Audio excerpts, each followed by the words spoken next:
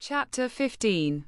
The place Argent went to is a town near the previous port city. The port city is currently inhabited by demons.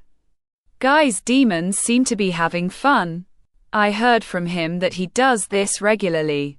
It shouldn't cause trouble to interfere a bit, right? This is a type of resistance from the human side anyway. The type of development and progress that he would want. To keep them unified. He gathered information in the town.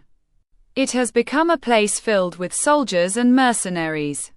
It looked like it was renovated to look more like a fort or a border city that protects the nation.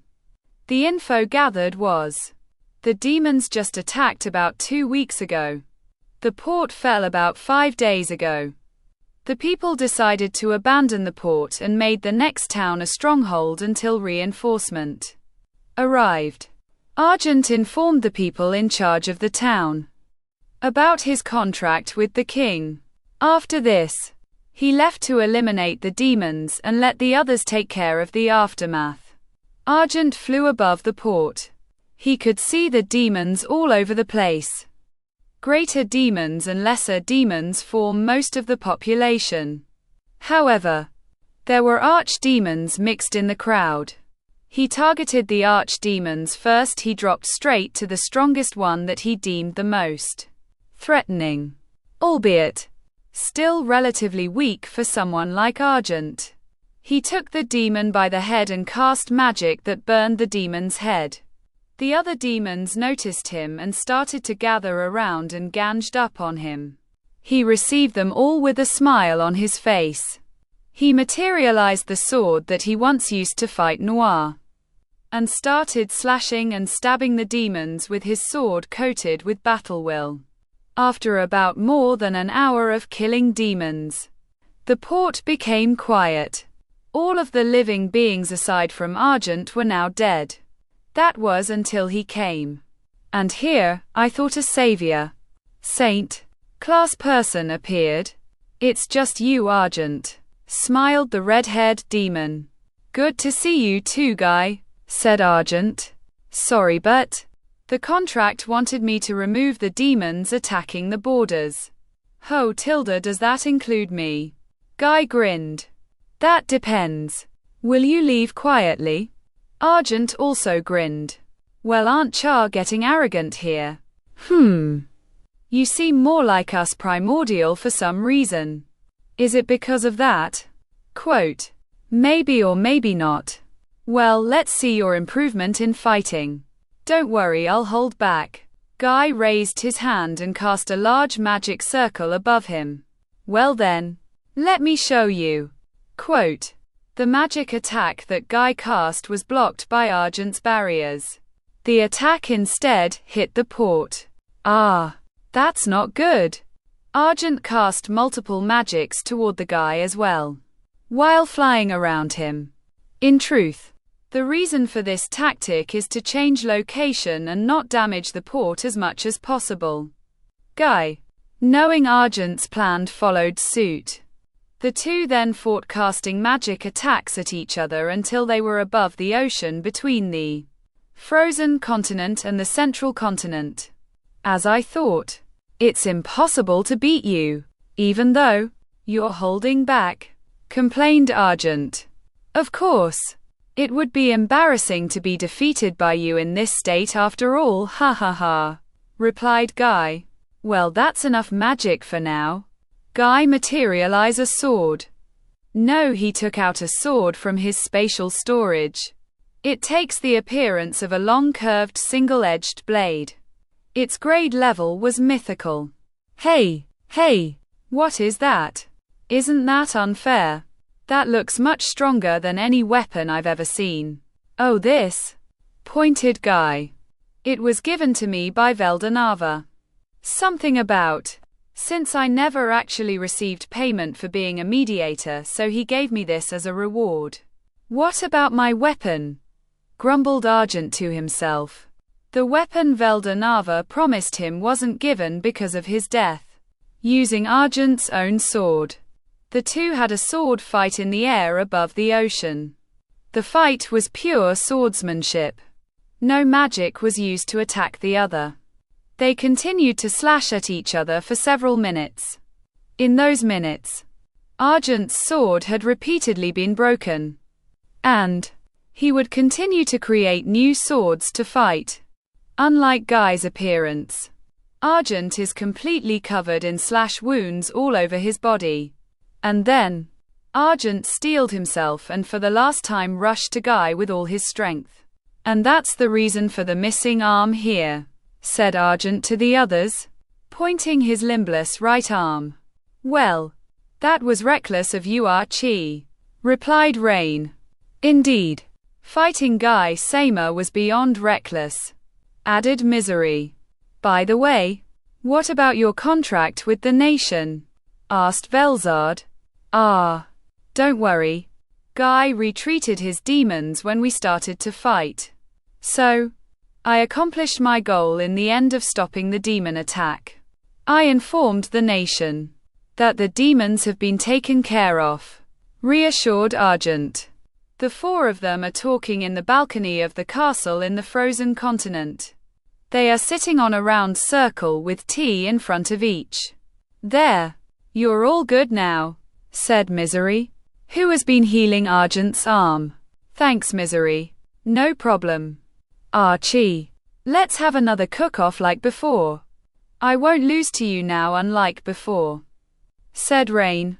She probably waited for when Argent got his arm back before challenging him. Oh, that sounds interesting, Guy who just came said. Indeed. Your food has always been delicious, Argent, agreed Velzard. The three of us will be your judge. Even Misery was looking forward to the food. It was common knowledge to everyone that Argent's food is the best food anyone could ever taste.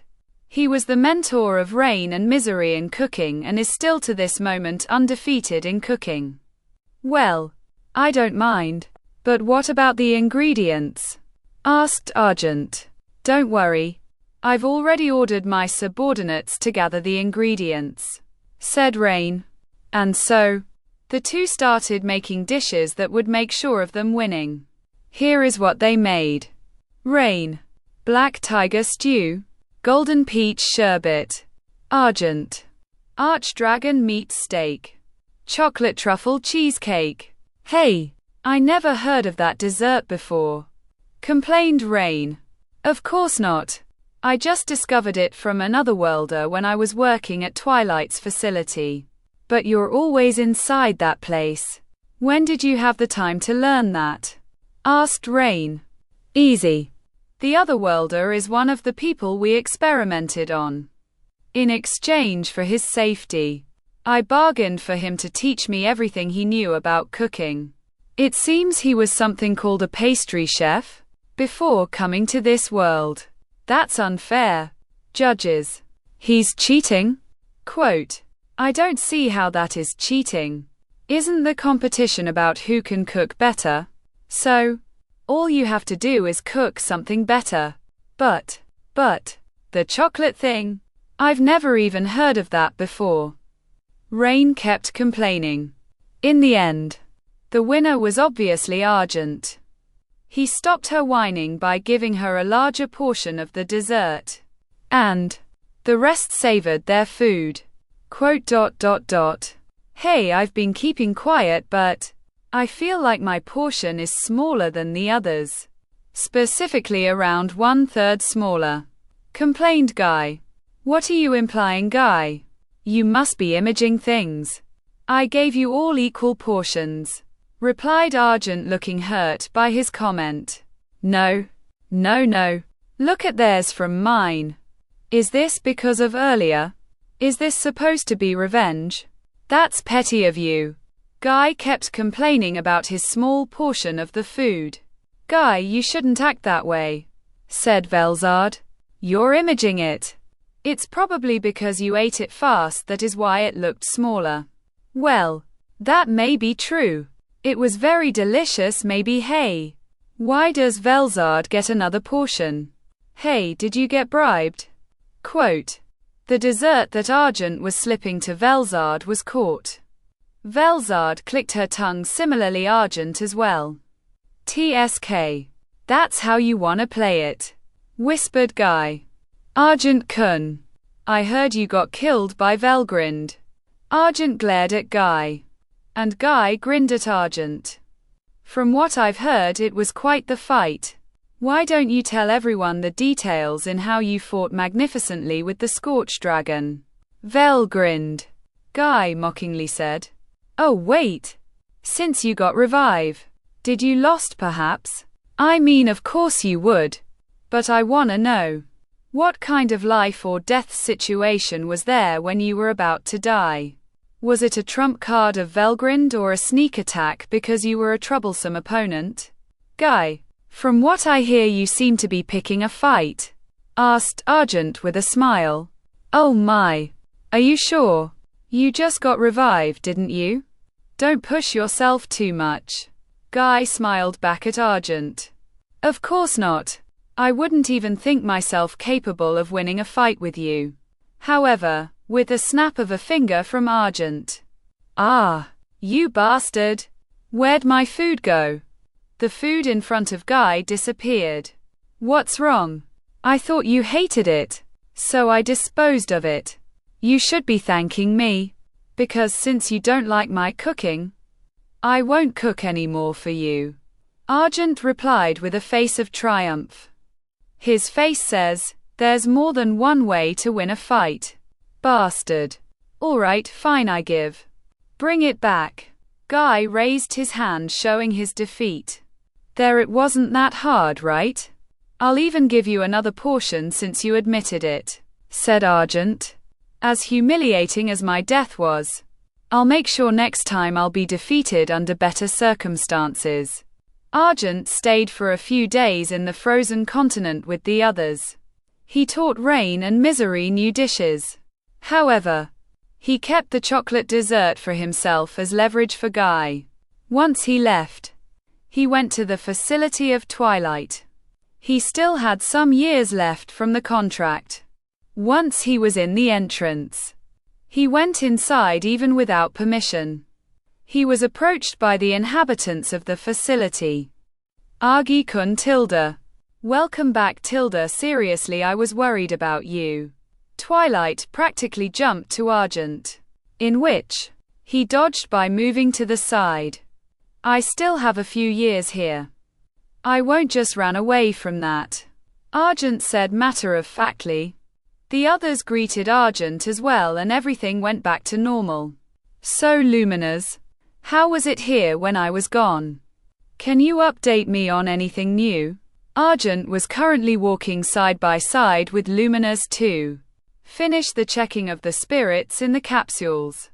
Luminous kept silent the entire time until they reached a door in the hallway. She grabbed Argent by his arm and pulled him in the room with her. Argent was surprised by Luminous' action. Once inside, she locked the door and pushed him to the wall, and with both hands in Argent's clothing near the collar, she pushed the collar aside and bit his neck. The magicules were leaving Argent's body and going to Luminous. Normally if this suddenly happened, Argent would have pushed her. I guess you missed me, huh? Luminous, he patted her head as she continues to bite his neck.